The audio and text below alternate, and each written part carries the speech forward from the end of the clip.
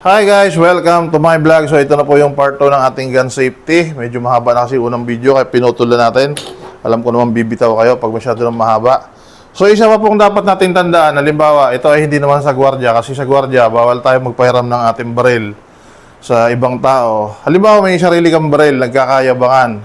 Ito ina-assume ko dati na alam na ng lahat. Pag ipapahiram mo ang baril mo, halimbawa, sinabi, brother, ang ganda ng baril mo, patingin nga ako. Pag pinahiram mo ang baril mo, i-unload mo muna yung magazine. I-clear mo, saka mo ibigay sa kanya. Huwag mong ibibigay yung baril mo na may bala. Isang beses kasi naabutan ako ng baril. Parang niyayabang sa akin. Pulis pa yun ha. 1911 na, yung maganda, yung mga vintage. Pag hawak kong gano'n ng baril, nakita ko nakakak. So nagduda agad ako, naka-safety siya eh. May load to. Pag buslog kong gano'n, binuslog ko, talsik yung bala. So, wala nga. Inalis ko muna pala ang magazine. Pag buslog ko, talsik. Naka-chamber load siya. Eh, paano kung yung nanghihiram sa'yo ng baril ay, may masamang tangka sa'yo? At kunwari nagtanga-tangahan, na unsafe, nakalabit, paharap pa sa'yo. Ay, naku! Nabaril ko si Sir. Lalabas pa, homicide. Di ba? Kung mapatay ka. Huwag na huwag kayong magpapahiram ng baril na may bala. Yun po ang tatandaan ninyo. Kasi baril po yan. Eh kung itakbo niya, hahabulin mo, baril dala niyan.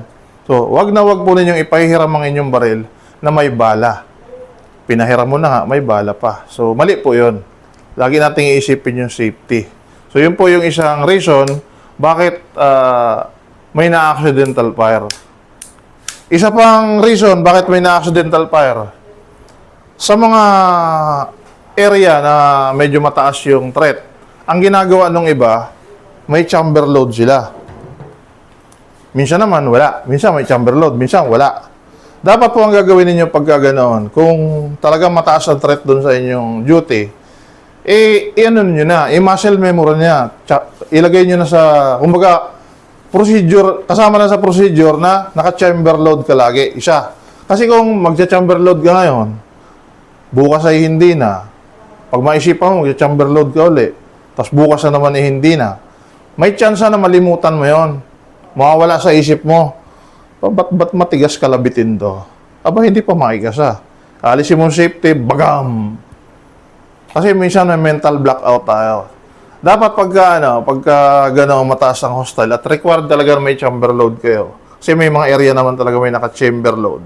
Actually, hindi ako pan ng chamber load kasi sa akin, ang katwiran ko, saglit lang naman mag-load. Ikakasa mo lang yun, load na yun. Ba't ka